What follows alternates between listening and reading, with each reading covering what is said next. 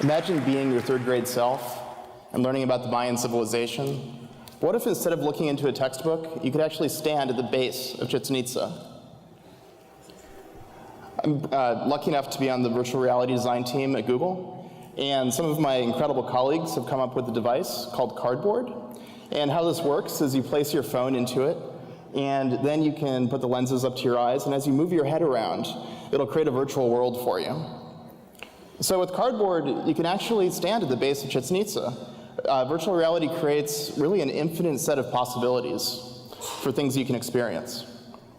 And the team working on Cardboard really deeply believes in the principle that virtual reality can be for everyone. And if virtual reality is going to be for everyone, there's a couple challenges that we're going to have to overcome. The first one's pretty obvious. Don't make people sick. It's important, at least try not to. So why do people get sick? What is it about roller coasters, both real roller coasters and virtual roller coasters, that cause us to experience motion sickness? So to explain that, let's start with a quick story. Imagine it's a beautiful morning, it's hundreds of thousands of years ago, and you wake up and the sun is shining and you get outside of your cave and you don't see a cheetah anywhere, so that's awesome. The only problem is you're starving. It's time to start foraging for food. So you start wandering around and you find some berries, and you've never seen berries like this before, ever. They look amazing, they look delicious. So you immediately gobble some up, and very quickly you realize that things have gone horribly wrong. You hear a ringing in your ears, your vision's a little blurred, but the worst part is as you move your head around, things are kind of whooshy. And this is a really critical moment for you, because you basically have two choices. You can eject the berries, or if you don't eject the berries, it's unfortunately game over. And the people that ejected the berries, they're our ancestor. They're our ancestor because they survived. And motion sickness is actually, it's a defensive mechanism. We've evolved to be incredibly sensitive to vestibular ocular disparities, or disparities between our movement and what we're seeing. So for a virtual reality system, this is incredibly important. In your inner ear, you have your cochlea, which is a series of tubes that help you detect motion. And when you're building a virtual reality system, that's only one of two things that's detecting motion. That's your ability to detect, but then also the system itself is going to have an inertial measurement unit to detect motion. And of course, there's the screen on the system that's sending photons into your eyes.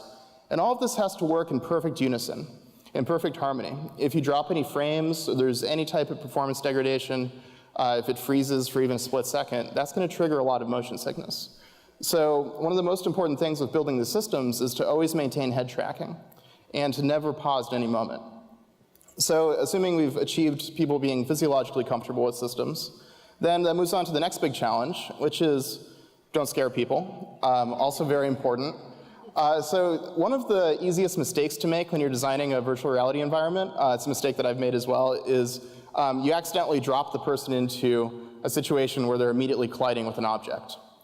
And this is, it's funny, but also when you experience, it's really uncomfortable. And it's not like actually uncomfortable because it's virtual, it's not real. But you look down and you're just like, this is wrong, like this should not happen. And this is really unnerving. So it's important to talk about comfort, not just in terms of physiological comfort, but also psychological comfort with these environments that are being created. So we have to be familiar with all the things that people are commonly afraid of.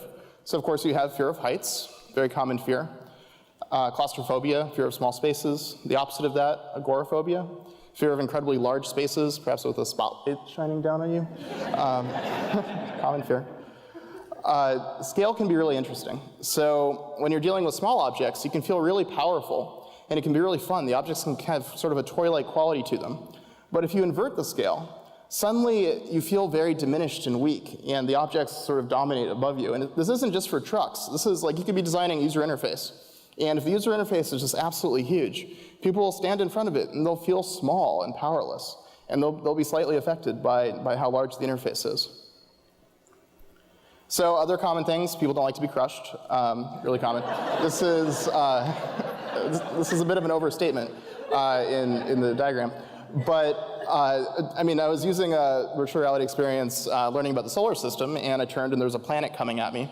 And my brain was saying, like, get out of the way. Like, this planet is going to hit you any moment now.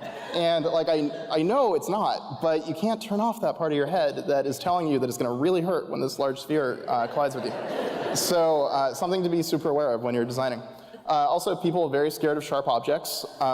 Again, an overstatement, but yeah, imagine you're designing like a meditation application, and it has beautiful little hummingbirds, and they have little sharp beaks, and one of them, hovers up right in front of your eyeball. You're going to recoil away to protect yourself, and that's of course the exact opposite effect that you want to have for a meditation application where people are supposed to be relaxing. So with all of these things, it's important as a designer to be just really intentional with how you're designing, to be aware of when users are slightly afraid in one of these experiences, to understand why, and to be paying really close attention to that. So assuming now the users are both physiologically comfortable with the system, they're also psychologically comfortable, that leads us to the really fun part, which is creating amazing experiences. So the first to consider is, imagine the impact that VR could have on the art world. You could actually surround people with your artwork. You could create experiences that are physically impossible in the real world. So two other team members working on the team, Drew Skillman and Patrick Hackett, they've actually created an application called Tilt Brush, and it allows you to both sketch and paint in virtual reality.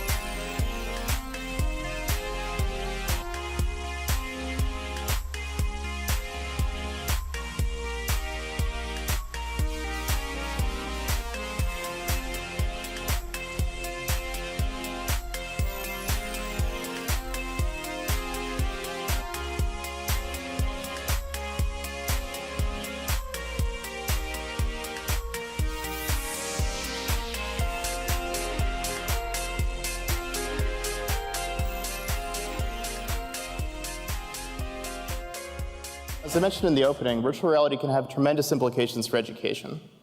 This is the goal of the team working on Expeditions. It enables teachers to take their classroom on virtual field trips anywhere around the globe. You could pick anywhere in the world that you'd want to go. Where would you want to go? I would like to go to the moon. Thailand, Ancient Greece. India, to Nigeria, my homeland. One or maybe all of the 7 wonders of the world.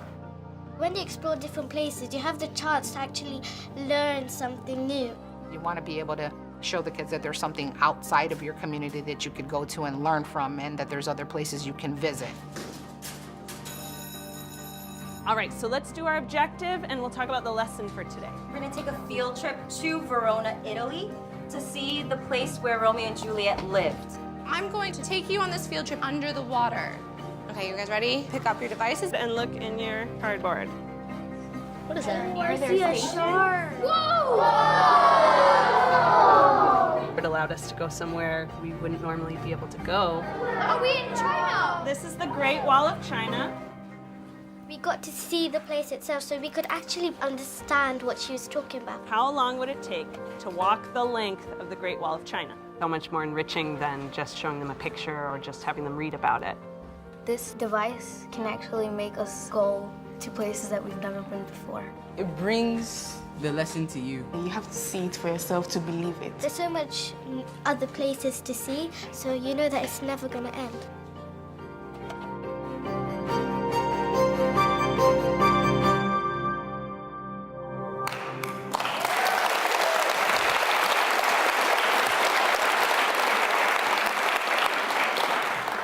On behalf of everyone on the team that's worked on these projects, we believe that virtual reality doesn't have to be tremendously expensive. It can have huge implications for everything from art to education.